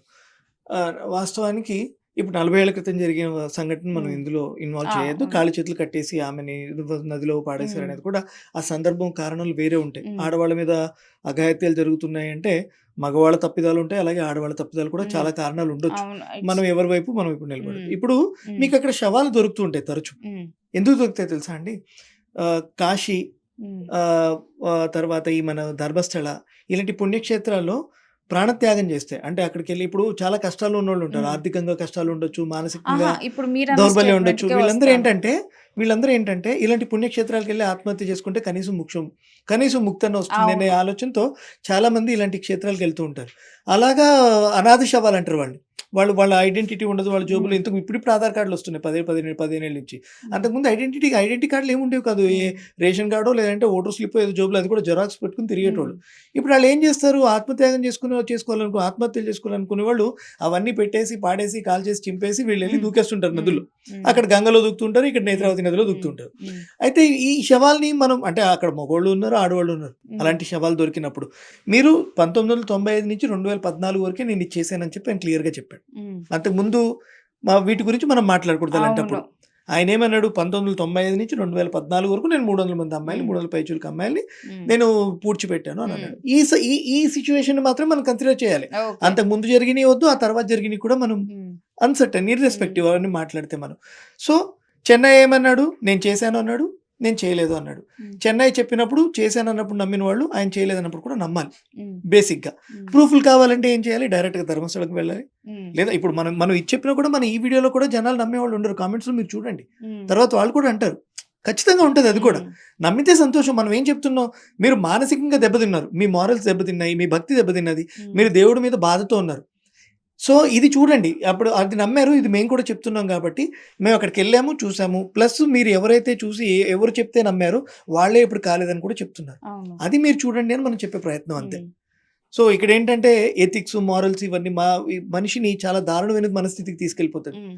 ఈ భక్తిగా బాగా ఉండేవాడు భక్తిని కోల్పోతాడు. వాడు రాడికల్ అయిపోతాడు. అంటే మనం చూస్తే అంటే ఇప్పుడు ఇదే కేసు మీరు అన్నారు కదా, ధర్మస్థలకి చాలా మంది కూడా చనిపోవటానికి వస్తారు. ఇది కర్ణాటక వాళ్ళకి కూడా, అక్కడ ఉన్న వాళ్ళకి కూడా చాలా మందికి తెలుసు. అవును. కానీ సౌజన్య ఉద్యమం తర్వాత ఎందుకు తగ్గాయి? అలా వచ్చి న్యాచురల్ గా చనిపోయే వాళ్ళ డెత్స్, అంటే కావాలని చెప్పి వాళ్ళకే వాళ్ళు సూసైడ్ చేసుకునే వాళ్ళ డెత్స్ ఆ ఇన్సిడెంట్ తర్వాతే ఎందుకు తగ్గాయి అనే క్వశ్చన్ అంటే రైజ్ ఇప్పుడు అవుతుంది. అంతకుముందు పాపభీతి ఉండేది జనాలకి. భయం ఉండేవాళ్ళు. ధర్మం కొంచెం ఇప్పుడు మీరు 15 ఏళ్ళు 20 వెనక్కి వెళ్తే మొబైల్ ఫోన్స్ లేనప్పుడు ఉమ్, వీళ్ళ మాక్సిమం ఏంటి వీళ్ళకి అంతా కూడా ఇంట్లో society was in harmony. Um, um, um, technology పెరగకముందు ఉమ్, హార్మోనియస్‌గా ఉండేది. సొసైటీ అంతా ఆళ్ళు ఎంతో ఇంట్లో అందరూ చర్చించుకోవడం, మాట్లాడుకోవడం, ఉమ్, గుళ్ళకెళ్ళి రావడం, యాత్రకెళ్ళి రావడం ఉమ్, ఇలాంటివన్నీ జరుగుతూ ఉండేవి. ఉమ్, అప్పుడు విన్నప్పుడు వాళ్ళకేంటంటే ఇలాంటి చోటుకెళ్తే మనం చనిపోయామనుకోండి, ఆ మానసిక దౌర్బల్యంతోనో లేదంటే జీవితంలో ఓడిపోయామో బాధతో వెళ్ళి ఓకే. కొంచెం ఏంటంటే వాళ్ళందరికీ తెలుసు. మన చిన్నప్పటి నుంచి మన పురాణాలు చెప్పి పెంచారు కదా! ఉమ్, నువ్వు చనిపోతే నువ్వు ఆత్మహత్య చేసుకుంటే నువ్వు దీనికి పోతావు, నరకానికి పోతావు, ఉమ్, నిన్ను అక్కడ నూనెలో బాండ్లీలో వేస్తారు అది ఇది అని భయంతో వీళ్ళేం చేస్తారు అక్కడికంతా వెళ్ళొద్దు, నరకానికి వెళ్ళొద్దు, ఇక్కడికే నరకం చూస్తాం కదా, ఉమ్, దేవుడి దగ్గరికి వెళ్ళి చేద్దాం, దేవుడు ఏం చేస్తే అది అన్నట్టు ఉమ్, వెళ్ళిపోతుంటారు. ఇప్పుడు టెక్నాలజీ పెరిగిన తర్వాత చావడానికి మార్గాలు పెరిగినాయి. ఆ, రైలు కింద పడతారు, ఫ్యాన్లు గురేసుకుంటారు, బిల్డింగ్ మీద దూకుతారు, లేదా విషం తాగుతారు, ఇంకోటి చేస్తారు. చావులకి ఈ మార్గం కూడా సులభం అయిపోయింది. ఉమ్, అంతకుముందు అంత సెన్సిటివ్ లేరు. అంటే వీక్ ఉమ్, మైండెడ్ వాళ్ళే ఇప్పుడు సూసైడ్ చేసుకోవాలన్న ఆలోచన వచ్చిందంటే వాళ్ళు ఎంత పిరికి వాళ్ళు ఉంటారు. ఉమ్, ఆ పిరికితనానికి మార్గాలు మీ కంటి ముందు కనిపిస్తున్నాయి. హౌ టు సూసైడ్ ఈజీలీ అని చెప్పి కొట్టాడంటే చాట్‌జీపీటీ ఉంది, గూగుల్ ఉంది, జెమినీ ఉమ్. ఉంది, ఇంకోటి అంటే ఉంది. నమ్మకాలు మారాయి ఇప్పుడు ఈజీ అని. అయిపోయింది. చావడం ఉమ్, కూడా ఈజీ కావాలనుకుంటున్నారు వాళ్ళు. ఉమ్, చావు కూడా ఈజీగా రావాలనుకుంటున్నారు. 20 ఏళ్ళు, 30 ఏళ్ళు, 15 ఏళ్ళు, 18 ఏళ్ళ పిల్లలండి. వాళ్ళు కూడా అసలు ఘోరంగా. నిన్న చూసారా కూకట్పల్లి సహస్ర స్టోరీ? yes. 10 ఏళ్ల పిల్లోడు రాసుకొని వెళ్ళాడంట. ఉమ్, ఈ ఒకవేళ ఇలా మనం దొరికిపోతే ఇప్పుడు నేను ఏం చేయాలి? దొంగతనం చేయాలి. ఉమ్, ఒకవేళ దొంగతనం కాలేదంటే దానికి సమానమైన అక్కడ డబ్బులు దొరకలేదంటే డబ్బుల ప్లేస్‌లో ఏం తీసుకుంటే అవును. నాకు అనుకూలిస్తది? ఎవరైనా నన్ను చూస్తే ఏం చేయాలి నేను? ఎలా చంపాలి వాళ్ళని? అలాగా ఆ అబ్బాయి 10 ఏళ్ల పిల్లోడు అది రాసుకొని వెళ్ళి నీట్‌గా ఆ అమ్మాయి పీక కోయగలిగాడు. ఉమ్, ఎంత ధైర్యంగా వాడు ఒక 10 ఏళ్ల పిల్లోడు మర్డర్ చేయాల్సినంత ధైర్యం వచ్చిందంటే వాడికి ఈ టెక్నాలజీ వల్లనే కదా! ఉమ్, ఎవరో నేర్పరు. వాడు సొంతంగా నేర్చుకున్నాడు. ఉమ్, అలాగా చావడానికి, చంపడానికి మార్గాలు ఈజీ అయిపోయినాయి మార్కెట్లో. ఓకే. ఇప్పుడు నమ్మకాలు కూడా పుణ్యక్షేత్రాలకు వెళ్ళరు. ఇప్పుడు హ్మ్. దేవుడి మీద భక్తి ఎలాగో తగ్గుతూనే ఉంది. ఈజీ అయిపోయింది. ఫోన్‌లో పొద్దున్న లేస్తే గరికపాటి గారు ఇవి హ్మ్. తర్వాత ఎవరు మన చాగంటి చాగంటి కోటేశ్వరరావు గారు. గారివి పొద్దున్న 6కి ఇంట్లో అమ్మా నాన్న ప్రే చేస్తారో వింటూనే ఉన్నాం. భక్తి ఎక్కువైపోయింది. హ్మ్. భక్తి ఎక్కువైపోయింది. పుణ్యక్షేత్రాలకు వెళ్ళే అవసరం లేదు. ఇక్కడే చూస్తున్నాం కదా! అరుణాచలం చూపిస్తున్నారు, కాశీ చూపిస్తున్నారు, ధర్మస్థలం చూపిస్తారు, శృంగేరి చూపిస్తారు, శ్రీశైలం చూపిస్తారు. హ్మ్. వీళ్ళందరికీ ఏమైంది ఇవన్నీ చూసేసాను. పొద్దున్న ఒక గంట వీళ్ళ ప్రవచనాలు హ్మ్. విన్నామంటే మనం హ్మ్. సుఖంగా హ్మ్. ఉన్నామన్న భ్రమలోకి వీళ్ళు హ్మ్. వెళ్ళిపోయారు. చావడం ఎంతసేపు అయింది మరి? అంతే ఈజీ అయిపోయింది ఆ! చావడం కూడా. మరి ఇంకొకటేంటంటే, ఇప్పుడు అదే గ్రామానికి వైస్ ప్రెసిడెంట్. ఆయన కూడా చెప్పడం జరిగింది. ఇక్కడ చాలా అన్‌న్యాచురల్ డెత్స్, అసహజ మరణాలు జరిగాయని చెప్పి ఆయన చెప్పారు. అంటే ఆయన స్టేట్మెంట్ కూడా భీమా స్టేట్మెంట్‌కి అంటే చెన్నై స్టేట్మెంట్‌కి బలం చేకూర్చింది. అన్‌న్యాచురల్ డెత్స్ జరిగాయి. మేమే పూడ్చిపెట్టాము. మేబీ మరి మాతోనే కలిసి ఏమన్నా వర్క్ చేశాడేమో ఆయన అని చెప్పి అన్నారు. కాకపోతే భీమా టెంపుల్‌లో వర్క్ చేశాడు కాబట్టి వీళ్ళతో కలిసి వర్క్ చేసే ఛాన్స్ లేదు. హ్మ్. అయితే ఇక్కడ పొలిటికల్ ఇది తీసుకోవాలి. స్టాండ్ హ్మ్. తీసుకోవాలి. ఎవరైతే ఆయన మాట్లాడారో ఆయన హ్మ్. పొలిటీషియన్. ఓకే. ఆయన ప్రో పార్టీ. ఓకే. అర్థమైంది కదా! అంటే ఆయన pro against the government there. హ్మ్. ఆయనేం అంటే అక్కడ ఆయన బీజేపీ అని కూడా అనకూడదు. ఆయన లోకలిస్ట్. ఓకే. లోకలైట్ ఆయన. అవును. ఆయనేం చెప్పాడు అక్కడ అటెన్షన్ కోసమో, లేదంటే ఆయన బలం నిరూపించుకోవడానికో, లేదంటే ఇప్పుడు నేను చెప్పాను లేకపోతే కదండీ! 2 వర్గాలని అన్నాం కదా! మనం ఆ గ్రామంలో 2 వర్గాలుగా విడిపోయింది. ఎగ్జాక్ట్‌లీ. హిందువుల హ్మ్. సంస్థలంటే చాలా హ్మ్. వరకు ఈ హ్మ్. ఫండ్ రైజింగ్ అవును. కంపెనీలాగానే వ్యవహరిస్తారు. హ్మ్. ఎవరు చాలామంది ఉద్యమకారులు హిందూ లేదంటే సంస్థలనే కాదు అసలు మోస్ట్‌లీ ట్రస్ట్‌లంటేనే జనాలకి నిన్న తెలిసిపోయింది. మొన్న కాకినాడలో వారాహి సంస్థని దేవాదాయ శాఖకి నిన్ననే హ్మ్. దేవాదాయ శాఖకి అటాచ్ చేశారు. ఇలాగ ఏంటంటే ఈ గుడి మీద మనం ఒక మాట అన్నామంటే, ఈ సంస్థ మీద మనం ఒక మాట అన్నామంటే వాళ్ళు భయంతో హ్మ్. బిలీఫ్ పోతది కదా! నమ్మకాలు అవును. పోతాయని భయంతో వాళ్ళేం చేస్తారు, "కూర్చోరా బాబు నీకేం హ్మ్. కావాలో చెప్పు" హ్మ్. అని చెప్పి ఇలా సెటిల్మెంట్‌లు హ్మ్. చేసిన రోజులు హ్మ్. చాలా ఉన్నాయి. అంటే పూర్వంలో జరిగినియి. ఇప్పటికి జరుగుతున్నాయి. హ్మ్. ఫండ్ రైజ్ చేయడము, ఆ హ్మ్. సంస్థలో ఉండే అధిక నిధుల్ని హ్మ్.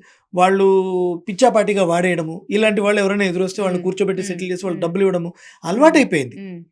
ఇది జనాలకి అలవాటైపోయింది. హ్మ్. ఇది మారాలి. ఇది కూడా హ్మ్. మారాలి. హిందూ సంస్థల మీదకొచ్చి దాడి చేస్తాము. మీరు డబ్బులు ఇవ్వకపోతే మీ గురించి చెడు ప్రచారాలు చేస్తాము హ్మ్. అని చెప్పి వాళ్ళు చెప్పేటప్పుడు హ్మ్. భయంతో కూడా చాలా వరకు ఇలాంటివి జరుగుతున్నాయి. హ్మ్. సో, అక్కడున్న గ్రామ సర్పంచ్ కూడా ఉప సర్పంచ్ కూడా ఆయన మాట్లాడింది ఆ తీరులోనే మనం కన్సిడర్ చేయాలి గానీ ఎందుకంటే ఇంకొకటి పారిశుద్ధ కార్మికుడు గుడిలోనే హ్మ్. పనిచేసాడని కాదు.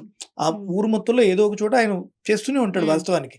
ఈయనేమన్నాడు నాకు రోజు సాయంత్రం ఇన్ఫర్మేషన్ పీఆర్ఓ ఆఫీస్ నుంచి ఫోనొస్తుండే ఆళ్ళు ఎక్కడ చెప్తే అక్కడికెళ్ళి నేను హ్మ్. శవాన్ని పూడ్చిపెడుతుండే అని అన్నాడాయన. సో, ఈయన సింగిల్‌గానే చేసుంటాడు యాక్టివిటీ అనే చెప్పాడాయన. 300 నేనొక్కడినే పూడ్చాను. ఎందుకు తెలుసండి ఇది కూడా అహా! మనం చెప్పాలి? ఇదే భీమా ఒకళ్ళకి ఒక ఛానెల్‌కి ఇచ్చిన ఇంటర్వ్యూలో నాతో పాటు వేరే వాళ్ళు గూడా ఉన్నారు. వాళ్ళ పేర్లు నేను వెల్లడించను. ఆ పేర్లు వెళ్లి కోర్ట్ ముందల సిట్ అధికారులకు చెప్పారు. కోర్ట్‌లో సిట్ అవును. అధికారులకు చెప్పారు. కావాలంటే ఇప్పుడు ఇన్వెస్టిగేట్ చేసుకోండి వాళ్ళందరిని అన్నారు. ఇంట్రాగేట్ చేస్తారు. హ్మ్. వాళ్ళందరినీ తీసుకొనొస్తారు. ఇంట్రాగేట్ చేస్తారు. సుజాత భట్‌ని ఇంకా ఇంట్రాగేట్ చేసే అవకాశాలు కూడా హ్మ్. ఉంటాయి. ఇప్పుడు ఈయనతో పాటు ఎవరైతే ఈ కుట్రలో భాగంగా ఉండి వెనకుండి నడిపించారన్నారో వాళ్ళందరినీ కూడా ఈ పాటికి నాకు తెలిసి వాళ్ళు అరెస్ట్ చేసుంటారు. చేస్తారు. అదే క్రమంలో హ్మ్. ఉంటారు. సో, ఇప్పుడు నిజాలన్నీ కూడా ఎవరు చెప్పాలి మనకి? సిట్టే చెప్పాలి. అవును. ఇది జరగలేదని గవర్నమెంట్ చెప్పాలి. సిట్ నివేదించాలి గవర్నమెంట్‌కి. ఆ తర్వాత ఇది అసెంబ్లీలో చర్చ జరిగింది. కర్ణాటక అసెంబ్లీలో అవును. చాలా పెద్ద ఎత్తున చర్చ జరిగింది. బీజేపీ వాళ్ళు దాని మీద నిలదీశారు. ఒక హ్మ్. శ్వేతపత్రం వదలండి. దీని హ్మ్. గురించి పూర్తి వివరాలు ఇవ్వకపోతే భక్తులందరూ కూడా భక్తుల హ్మ్. మనోభావాలు అవును. దెబ్బతింటాయి అని చెప్తే వాళ్ళు కూడా మేము సిట్ వేసింది మేమే కదా! గవర్నమెంటే హ్మ్. వేసాము. మాకు తెలుసు. మేము హ్మ్. చేస్తాం. మేము ఈ ఉదంతం మీద పూర్తి స్థాయిలో విచారణ జరుపుతాం అని చెప్పి వాళ్ళు కూడా హ్మ్. డిఫెండ్ చేసుకున్నారు. హ్మ్. అలాగా రాజకీయ కోణంలో మనం చూస్తే ఇప్పుడు ప్రతి ఒక్కళ్ళు కూడా ఇలాంటి అవకాశాల్ని ఎవరికి వాళ్ళు ఓన్ చేసుకోవడానికి ట్రై చేస్తారు. హ్మ్. అలాగే అదే కోణంలో అక్కడున్న హ్మ్. లోకలైట్ మేము కూడా భాగస్వాములమే, మేము కూడా గోతులమని ఇప్పుడు ఆయన పట్టుకుంటారు ఆయన్ని. హ్మ్.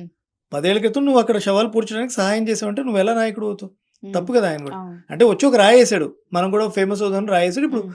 అలాంటోళ్ళు కూడా హ్మ్. లూప్‌లోకెళ్ళిపోతారు. హ్మ్. వీళ్ళందరినీ కూడా విచారిస్తారు. సో, అయ్ మనం చూడాల్సిందల్లా ఏంటి? ఇదే చెన్నయ్య నాకు ఇంతమంది అమ్మాయిలొచ్చి, నా ఆత్మ రూపంలో వచ్చి నన్ను వేధిస్తూ ఉండే. హ్మ్. అందుకనే నేను ఇవాళ బయటకొచ్చాను 10 ఏళ్ల తర్వాత హ్మ్. అని చెప్పిన వ్యక్తి, నాకేం తెలీదు నేనెవరిని చంపలేదు హ్మ్. అని స్టేట్మెంట్ ఇచ్చినప్పుడు ఆయన మానసిక స్థితిని కూడా మనం గమనించాలి. హ్మ్. నిజంగానే ఎవరిని తీసుకొనొచ్చి ఇలాంటి ఆటనాడించాలనే ప్రయత్నం చేశారు అనేది కూడా జనాలు గమనించాలి. ఒక వీక్ మైండెడ్‌ని తీసుకొనొచ్చి మీ మీద ఇదిగో బురద ఒక బట్ట కాల్చి మీద వేసేసారు. అయితే ఇదొక గేమ్ గాదని ఇప్పుడు కొంతమంది నమ్మటానికి రీజన్ ఏంటంటే, 451 మంది శవాలక్కడ పూడ్చిపెట్టటం అన్‌న్యాచురల్ డెత్స్ జరిగాయి. అసహజ మరణాలు జరిగాయని చెప్పి సోమనాథ్ అనే వ్యక్తి ఆర్‌టీఐ చట్టం ద్వారా గూడా ఆయన కొంత డేటా తీసుకున్నప్పుడు అన్‌న్యాచురల్ డెత్స్ ఎంత అది 2001 నుంచి 2012 వరకు ఆయన డేటా అడిగారు. అప్పుడు 400 451 మంది డేటా ఇచ్చినప్పుడు దాంట్లో 180 మందికి సంబంధించిన డేటా అసలు లేదు. ఏమి కూడా వాళ్ళ గురించి ఏమి నమోదు చేయలేదు. అసలు ఆర్టీఏ రిపోర్టే ఫేక్ ఆయన చెప్పింది. రిపోర్టే ఫేక్. రిపోర్టే ఫేక్. ఆయన ఎక్కడుంది? ఆయన ఆధారాలను చూపి ఇలా ఆర్టీఐ నుంచి నేను తీసుకొచ్చిన ఇన్ఫర్మేషన్ ఇదని చెప్పి ఆయన వెల్లడి చేయలేదు. ఏది కూడా ఇక్కడ చూపించలేదు, రికార్డ్ అయిన చూపించలేదు. ఒక స్టేట్మెంట్ అంతే. ఆయన యూట్యూబ్లో ఒక న్యూస్ ఛానల్లో మాట్లాడిన స్టేట్మెంట్ అంతే. ఇప్పుడు మనం నమ్మాల్సింది ఏంటి? 300 శవాలు ఎక్కడ ఉండాలి? అవి ఆయన చూపించిన 13 ప్రాంతాల్లో ఉండాలి. అక్కడ అవి లేవు. అక్కడ అవి లేనప్పుడు ఈయన ఆర్టీఐలో ఈయన తీసుకొచ్చిన 450 శవాలు ఎక్కడున్నాయి? సరే, ఇంకొకటి ఏంటంటే పోలీసులు వీటన్నిటికి సంబంధించిన డేటాని ధ్వంసం చేశారు. అది నిజమైన స్టేట్మెంట్ అయినా కాదా? అది ఇప్పుడు ఆర్టీఐ యాక్టివిస్టే చెప్పారు జైన్. అది ఎందుకంటే ఆయన ఒక ప్రాంతానికి వెళ్ళినప్పుడు ఒక ఆటోలో ఒక శవాన్ని తీసుకొని వచ్చి, ఒక అమ్మాయి శవం, అప్పటికే కూడా ఆ బాడీ డీకంపోజ్ అవుతుంది. పోలీస్ కూడా అక్కడికి రావడం జరిగింది. జస్ట్ ఆమె ఫోటో తీసుకున్నారు. ఫోటో తీసుకొని వెళ్ళిపోవటం జరిగింది. పూడ్చిపెట్టేయమన్నారు. ఒక పోస్ట్ మార్టం కానీ ఏమీ చేయలేదు. ఆయనకి డౌట్ వచ్చి ఆ తర్వాత ఆర్టీఐ యాక్టివిస్ట్ డేటా అడిగితే అసలు డేటా ఏం లేదు, డేటా అంతా కూడా మిస్ అయింది. అంటే ఇప్పుడు వచ్చే క్వశ్చన్ ఏంటంటే అన్సాల్వ్డ్ కేసెస్కి డేటా అలా ఎరేజ్ చేసేయొచ్చా, డిలీట్ చేసేయొచ్చా? అలా ఉండదు. మీకు ఇప్పుడు మంచి పాయింట్ ఇది. యాక్చువల్గా మీరు అడిగింది కూడా. ఇప్పుడు మిస్సింగ్ కేసెస్ అనేది రెగ్యులర్గా అన్ని పోలీస్ స్టేషన్లో జిల్లాల వ్యాప్తంగా, రాష్ట్రాల వ్యాప్తంగా నమోదవుతుంటాయి. ఆ డేటాని మీరు ఎరేస్ చేయడానికి వీలు ఉండదు. ఎందుకంటే ఎవ్రీ ఇయర్ అది ఆన్లైన్లో డొమైన్లోకి వెళ్ళిపోతాయి, పబ్లిక్ డొమైన్లో. మిస్సింగ్ కేసెస్ గురించి మనం మాట్లాడుకుంటే ప్రత్యేకంగా ఇప్పుడు మీరు ఆయన అన్నాడు ఇందాక, ఆర్టీఐ యాక్టివిస్ట్ ఏమన్నాడు? నా ఎదురుగానే ఒక ఆటోలో ఒక శవం తీసుకొచ్చారు, పూర్తి చేసి వెళ్ళిపోయారు, కానీ దాని గురించి ఎక్కడ కూడా ఇన్ఫర్మేషన్ లేదు అని అంటారు. కొన్ని కుటుంబాలు ఊర్లలో, గ్రామాల్లో ఎలా ఉంటాయి? మనం మామూలుగా మీరు గ్రామాల్లో చూడండి, చాలా మంది ఎంట్రీని తాగి చనిపోవడం, లేదంటే కిరోసిన్ పోసుకొని తగలబెట్టుకోవడం. దానికి చాలా కారణాలు ఉంటాయి. మనం దానికి రాజకీయ, సామాజిక కారణాలు మనం చెప్పకూడదు. కుటుంబ కలహాలు ఉంటాయి. యాక్చువల్గా అక్రమ సంబంధమనో, లేదంటే కూతురు లేచిపోయిందనో, కొడుకు ఇంకో తప్పు చేశాడనో, తప్పుడు మార్గంలో భర్త పోయాడనో, అత్తమామలు వేధిస్తున్నారనో, ఇలా రకరకాల కారణాల వల్ల చాలా మంది గ్రామాల్లో, ఊళ్ళలో, ఎక్కడైనా సరే, గ్రామాలే కదా, ఎక్కడైనా సరే పట్టణాల్లో వీళ్ళు చనిపోతూ ఉంటారు. చనిపోయినప్పుడు వాళ్ళు తీసుకోవాల్సిన డెత్ రిపోర్ట్ ఎక్కడ? హాస్పిటల్లో మాత్రం. If it is a suicide, హాస్పిటల్లో రిపోర్ట్ తీసుకుంటారు. పోలీస్ స్టేషన్లో నామినల్గా, చిన్న ఊళ్ళలో పోలీస్ స్టేషన్ ప్రతి ఇన్ఫర్మేషన్ వెళ్ళిపోతుంది. పోలీస్ స్టేషన్లో ఇలాగ వాళ్ళకు దాన్ని ఒక నమోదు అంటారు అంతే. ఎఫ్ఐఆర్ కూడా కాదు. That is an information which should be recorded. ఒకవేళ ఆమె సూసైడ్ చేసుకోకుండా ఎవరైనా పెట్రోల్ పోస్ట్ తగలబెట్టి, కిరోసిన్ పోస్ట్ తగలబెడితేనే అది కేసు అవుతుంది. ఈ ఊళ్ళలో ఎలా ఉంటాయి? హాస్పిటల్కి వెళ్తారు, ఇలా చనిపోయారు, సూసైడ్ చేసుకున్నాడు అని చెప్పిన తర్వాత డాక్టర్ డెత్ రిపోర్ట్ ఇస్తాడు. అంతేగాని పోస్ట్ మార్టం చేయరా? చాలా కారణాలు ఉండాలి పోస్ట్ మార్టం చేయాలంటే. అనుమానం వచ్చి అతను ఎవరో చంపేశారని చెప్పి ఎవరైనా అనుమానం వ్యక్తం చేస్తేనే కదా. ఇది న్యాచురల్ డెత్ కాదు, ఈయన పురుగుల మందు తాగలేదు, ఇంత తాగించారు, లేదంటే అన్నంలో భారీ విషం పెట్టి కలిపింది, ఇలాంటి ఏమైనా వస్తేనే మీకు పోలీస్ కేసు అవుతుంది. కానీ ప్రతి సూసైడ్ కి పోస్ట్ మార్టం ప్రతి సూసైడ్ ఉండదు. ఇప్పుడు ఎక్కడైనా ఊళ్ళలో ఉండి, ఇప్పుడు హాస్టల్లో అమ్మాయిలు సూసైడ్ చేసుకుంటారు, అలాంటి వాటికి ఎఫ్ఐఆర్ చేస్తారు. ఎందుకంటే ఊళ్ళలో లేరు, అమ్మ నాన్నలతో లేరు. ఆ అమ్మాయి ఏం చేసిందో, ఆ అమ్మాయి మీద ఎవరైనా గాయత్యం చేస్తారా చెప్పుకోలేక ఏమైనా, అలాంటి వాటి మీద విచారణ జరుగుతుంది. అలాంటి వాటి మీద ఈ పోస్ట్ మార్టం జరుగుతాయి. ఊళ్ళలో న్యాచురల్ డెత్స్ కి యూజువల్ గా ఎవరు రోగాలతో చనిపోతారండి. చాలా మంది రోగాలుండి, దీర్ఘకాలిక రోగాలు, వాళ్ళకి మందు అవైలబుల్ మెడిసిన్ దొరక్క దీర్ఘకాలిక రోగాలు, లేదంటే ఆపరేషన్లు చేయించుకోలేక హాస్పిటల్కి తీసుకెళ్ళక ఇంట్లోనే చనిపోవడానికి వదిలేస్తారు. పాపం కళ్ళ ముందు వాళ్ళు చనిపోయేంత వరకు ఎదురు చూసి తీసుకెళ్లి పూడ్చిపెడతారు. ఇలాంటివి చాలా ఉంటాయి. ఇలాంటివి రెగ్యులర్ గా జరుగుతూనే ఉంటాయి అన్నమాట. ఇప్పుడు ఆర్టీఐ ఇన్ఫర్మేషన్ తీసుకొచ్చిన వ్యక్తికి కూడా తను కూడా ముందు కనిపించి నేను కూడా ఒక ఉద్యమం చేశాననే ప్రయత్నం చేశాడు. కానీ ఆ 300 శవాలకి ఎక్కడ కనెక్ట్ చేయలేదు కదా. కనెక్ట్ చేసుంటే అది. ఇప్పుడు సౌజన్య, అనన్య, ఇంకొక పేరు, ఈ 3 పేర్లే వినిపిస్తున్నాయి. కానీ 4వ పేరు ఏది అని నేను అడుగుతున్నాను. అంటే 300 మందిలో ఈ 3 హత్యలు జరిగినాయా? ఇవెందుకు తీసుంటారో తెలుసా అండి? మీరు అన్నట్టు ఇందాక మిస్సింగ్ కేసులు లిస్టులు తీస్తారు. ఈ ఎవరైతే కుట్ర పన్నారో, దీన్ని మనం కుట్ర అందాం. ఎందుకంటే ఇప్పుడు సుజాత గారు చెప్పింది కూడా ఫేక్ అయింది, చెన్నై కూడా నేను దొంగ అన్నట్టు ఒప్పుకున్నాడు. ఇప్పుడు ఇది ఖచ్చితంగా కుట్రే. ఇది మనం బల్లగుద్ది చెప్పొచ్చు, ఇది అబద్ధం. ఒక అబద్ధాన్ని సమాజం మీద, హిందూ ధర్మం మీద రుద్దే ప్రయత్నం చేశారు. అదే కుట్ర పన్నిన వాళ్ళు 2 ఏళ్ళు ఎంత స్టడీ చేస్తుంటారు? రేపొద్దున్న ఇది ఏమైనా జరిగింది అంటే, రేపొద్దున్న నిజంగానే దీని గురించి బయటపడిందంటే మనకి ఏమున్నాయి డిఫెన్స్ ఇందులో అని చెప్పి ఆలోచిస్తారు. చాలా రోజులుగా మిస్సింగ్ కేసులు నమోదయ్యి సాల్వ్ కాకుండా మిగిలిపోయిన పేర్లు ఏమి ఉన్నాయో అవి తీసుకున్నారు కొన్ని. అందులో ఈజీగా పలకగలిగిన పేర్లు 4 తీసుకుని వాళ్ళ గురించి చర్చించారు. ఇప్పుడు నిజంగానే అనన్య అనే అమ్మాయి ఉంది, సౌజన్య అనే అమ్మాయి ఉంది, వాళ్ళ తల్లిదండ్రులు ఉండుంటారు అక్కడ. వాళ్ళకి ఎంత మనక్షోభ ఉంటుంది, ఎంత బాధపడుతుంటారు ప్రతిరోజు. నా కూతురు మీద వీళ్ళు రాజకీయం చేస్తున్నారు, నా కూతురు శవం చుట్టూ రాజకీయాలు జరుగుతున్నాయి, ధర్మస్థలాన్ని బట్టకాల్చి మీద వేసేసారు ధర్మస్థలం మీద, ఇలా బాధపడుతుంటారు. వాళ్ళు ఎవరు ముందుకు రాలేరు. అందుకనే పేర్లు మనం తొందరగా ఎవరి పేర్లు చెప్పకూడదు వాస్తవానికి. 2 ఆ 2 పేర్లతోనే ఈ నాటకం అంతా జరిపించి ఆ చెన్నైని కూడా బాగా ట్యూన్ చేసి జరిగిన శవాలకి 2 పేర్లు పెట్టించేశారు.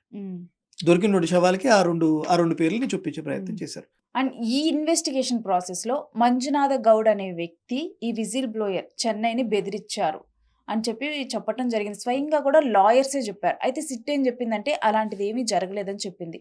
లాయర్స్ ఎందుకు అలా చెప్పారు? అయితే ఇప్పుడు మీకు లోకల్గా ఏమైందంటే, ఎప్పుడైతే 7వ రోజు 8వ రోజు ఇంకా తవ్వకాలు మొదలు పెట్టలేదు, తవ్వకాలు మొదలు పెట్టిన ముందు రోజు ఏమైందంటే, ఊర్లో చాలా మంది ధర్మస్థలలో వ్యాపారస్తులు, అక్కడ లోకలైట్స్ విసిగిపోయారు ఈ వార్తలు చూసి.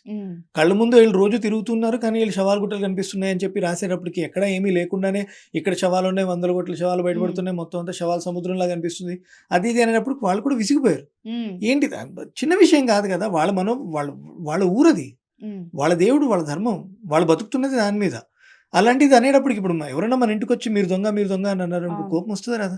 ఎవరో తెలియని అన్నమ్మకుడు వచ్చి నువ్వు దొంగతనం చేస్తావు నాకు తెలుసు, నువ్వు దొంగతనం చేయలేదని ఇప్పుడు నిరూపించు అంటే మీరు చేయని దొంగతనానికి మీరు ఎలా నిరూపిస్తారు చెప్పండి? సైలెంట్గా ఉండగలుగుతుంది, వేరే ఏం చేయలేరు. ఇప్పుడు వాళ్ళు ఏం చేశారు, అక్కడ వచ్చి వీళ్ళందరూ వార్తలు ఇలా మాట్లాడుతూ ఉంటే లేదని పుకార్లు చెప్తున్నారని చెప్పి కోపం వచ్చి వీళ్ళు దాడి చేశారు వీళ్ళ మీద. ఎవరి మీద? అక్కడ ఎవరైతే ఇప్పుడు మీడియా వాళ్ళు అనకూడదు, మీడియా వాళ్ళు ఎవరు చాలా సెన్సిటివ్ గా బిహేవ్ చేశారు. అన్ని మేజర్ మీడియాస్ అన్ని కూడా చాలా సెన్సిటివ్ గా బిహేవ్ చేశారు. యూట్యూబ్ లో ఎవరైతే డబ్బులు వస్తాయి, వీడియోలు చేస్తే వైరల్ అయితే డబ్బులు వస్తాయి అని చెప్పి ఒక అపోహతో బ్రతుకుతున్నారో అలాంటి వాళ్ళు వెళ్ళి చేసిన ఒక రాద్ధాంతం ఇది, వాళ్ళ వల్ల చెలరేగిన దుమారం ఇది. వాళ్ళని అక్కడ దాడి చేశారు వాళ్ళ మీద.